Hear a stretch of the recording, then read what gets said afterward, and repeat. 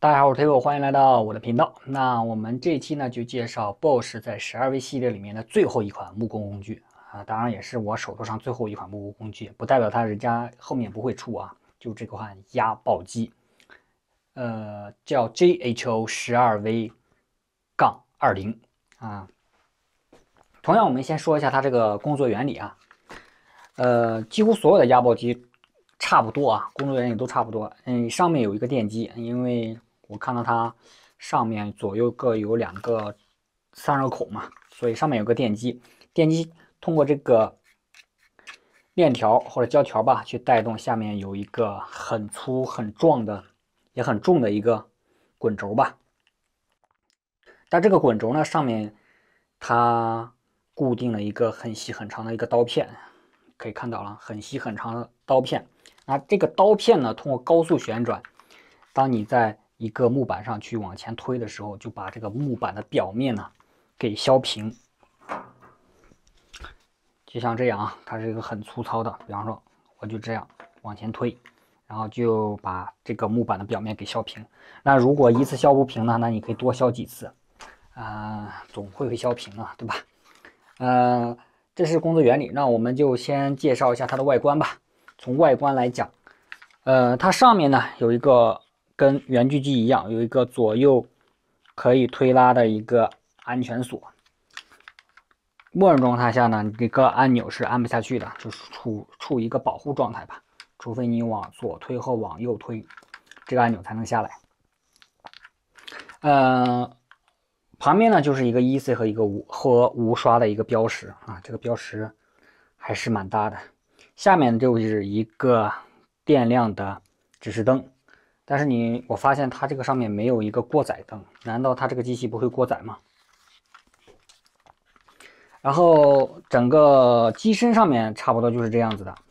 然后我们往后走，它里面装电池的里面有一个暗藏了一个内六角的一个扳手，很小的一个内六角扳手，用来去换这下面这个刀片的。有2个螺丝啊，去换这个刀片。然后呢，它这个下面有暗藏了一个小的抽屉，这个抽屉呢，里面放了一个备用的刀片。你可以看到这个刀片其实很小的啊，小并不代表它便宜啊，这个刀片还是蛮贵的。这就是后面的一个状态。然后呢，就开始介绍前面。前面也是一样，同样所有的电母洗说什么电母洗，所有的压爆机差不多都有一个大的按钮。这个大的按钮主要就是往上抬这个机器前面这一部分的。你可以看一看呢，它这个底座是一个高亮的铝合金啊，应该是铝合金啊。后面这一部分是固定不变的，是动不了的。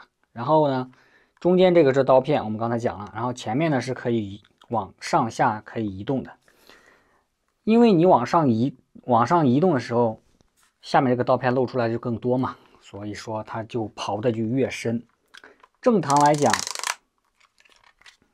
这个就是处于0的状态，就是它这是一个最小值。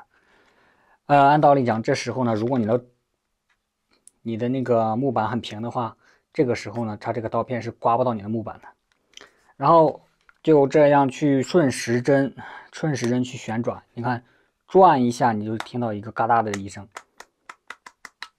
就差不多，一共嘎哒10次，转个90度，转90度大概是前面这个头呢上抬1毫米。所以说呢，你听到嘎啦一声，它其实就是往上抬或者往下放0.1毫米。如果它精确的话，那它就是1毫米，整个一个流程。然后呢，它转到这里，其实它还可以转，但只是说被这个凸出来的一个红色的按钮给挡住了。我觉得它的意思就是说，官方的意思就是说，你上抬1毫米差不多就得了，因为它这个机器的性能，你可以考虑上抬1毫米，其实刨的也是蛮深的吧。当然啊，你可以再接着往上抬，就把这个按钮往下按，它可以接着往这边移动，再转个90度，差不多可以再把这个上面这个头再往上抬1毫米，那总共呢就是2毫米，刚好对应这个机器的型号后面的那个-20，对吧？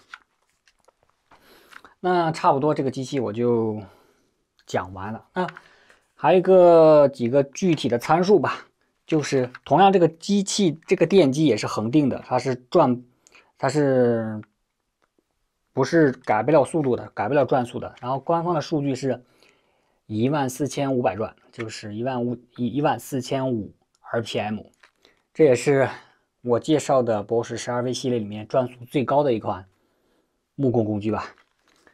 然后呢，就是它这个刀片的宽度，刀片的宽度呢，官方给了一个56毫米吧。以它12V 的性能，也不可能再，是吧？也不可能再宽了。那你可以看到它整个这个车床稍微比这个刀片是稍微短了一点，窄了一点。那肯定不可能一样的嘛，不然的话我的刀片怎么筛下去呢？对不对？然后这边呢就是有一个怎么讲，有一个保护板吧，但是它可以自动，当你推的时候，各位保护板可以自动上来，所以说你可以在一个地方可以一直刨得很深，刨多深呢？就是把它给挡住。这个高度呢，差不多17毫米不到2毫米吧，就是你能不好意思可以刚吃了一个辣条，刨个17毫米的深度，然后呢就是这个集成口，这个集成口呢也是蛮重要的，因为我所知道的这个压爆机削出来的木屑是非常多的，所以这个集成口，而且它这个集成口它是单卖的，不随这个机器一起售卖。你拿到的裸机，当然它如果是套装的话是另说，如果是裸机的话，它实际上是以一个这么个玩意儿，这个玩意儿你可以左装也可以右装，主要呢就是怎么讲，就是把那个木屑从左边喷出来还是从右边喷出来，一个分离器吧，左右的分离器。你看就是左半部分和右半部分，就默认的情况下，它就是一个就是这么一个东西，对不对？所以我建议把这个给搞定。但是这个东西呢，你可以看到这有2个孔，可能是跟它博士的那个吸尘器设计有关吧，所以有2个孔。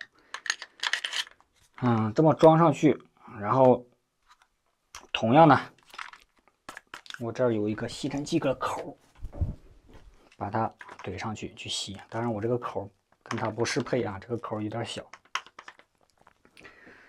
这是一个吸尘器的口，然后还有一个细节呢，就是它前面你看有个缝，对吧？有个倒角的缝，它这个倒角的缝可以，比方说你可以，去削，比方说我这是一个很正方形的，是吧？很正方形的一个缝，然后我就这样走呢，把这个边呢削出一个倒角出来，就是稍微平一点的嘛。当然也不可能平的太多，因为它这个缝就很小，而且你还要考虑你自己的，是吧？你手所把握的角度，所以说我建议还是要用修边机，对不对？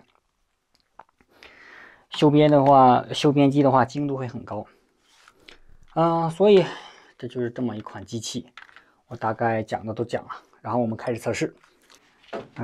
它这个操作就很简单了，无非就是吧？我们先看一下最低档，看能不能把它给削出来啊。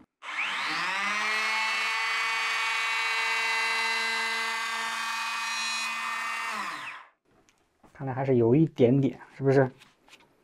在这里。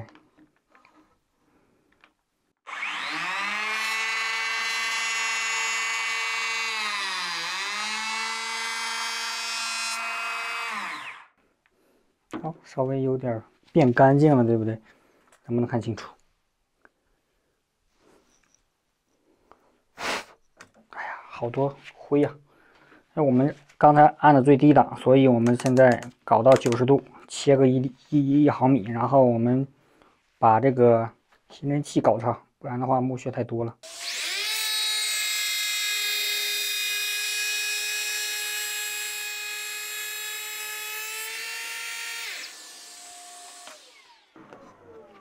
给不给力啊？特别给力，是不是？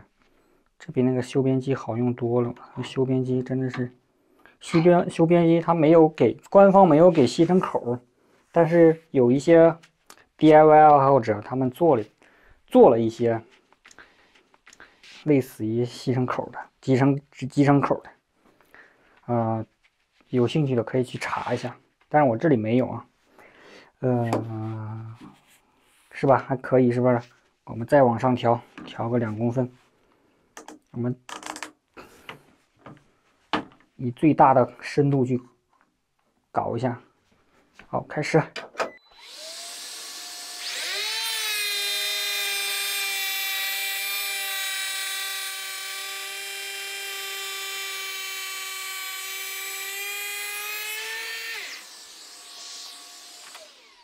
好，我们大概切了大概3毫米的深度吧。可以看到，拿个东西比划一下，没有缝隙啊，而且上面呢很光滑呀。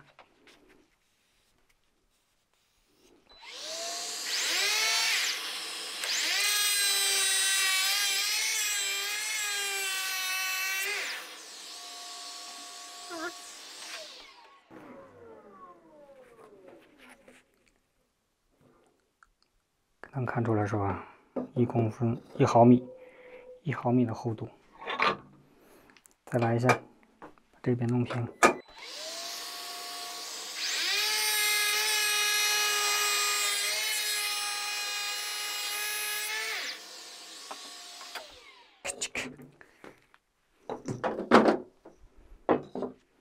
摸一下，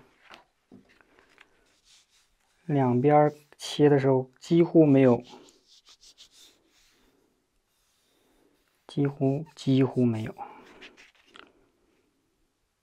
这里有钉子，那我就不搞这边了，搞一下这边，是不是感觉特别舒爽？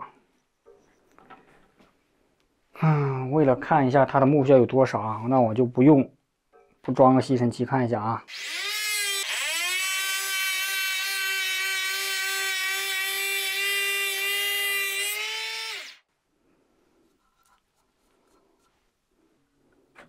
呵呵呵呵呵呵呵呵，所以还是要装吸尘器啊。我们装吸尘器把这边锯完结束。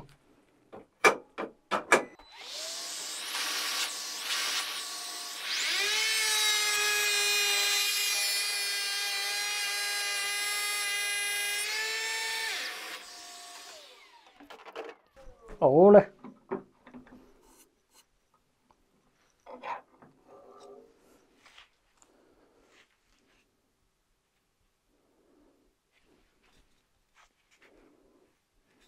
是不是还可以，挺光滑的？但是可能你到后面还要稍微打磨一下。